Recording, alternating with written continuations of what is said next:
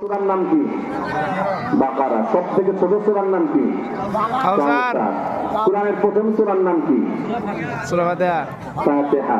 শেষ সূরার নাম কি? নাস। এটা জানি তো সবাই, তো বলা তো গেল না, সবাই তো বলতে পারলো না। অথচ শেখ মুজিবের নাম, তার বাবার নাম, দাদার নাম, 14 গোষ্ঠীর নাম, জন্ম তারিখ সহকারে তো মনে আছে, মৃত্যু তারিখ সহকারে মনে আছে। এইগুলো জানে না কেন? কারণ ওইগুলো আমরা তো জানতে বাধ্য হয়েছে, এটা দোষের কিছু না। আমিও জানি বাধ্য হয়েছি, কারণ পরীক্ষায় যদি ভালো রেজাল্ট করতে হয় তার বাপ দাদার 14 গোষ্ঠীর নাম মুখস্থ করা লাগবেই। এমন অবস্থা হয়েছে এখন তার বাপ দাদার নামগুলো মানুষ ভুলতে বাধ্য হয়েছে। এই জন্য জোর করে মানুষদেরকে ভালোবাসা নেওয়া যায় না। আমার প্রিয় ভাইরা, আসুন কুরআনুল কারীমের সবথেকে বড় সূরা সূরাতুল বাকারা। কি বললাম? বাকারা।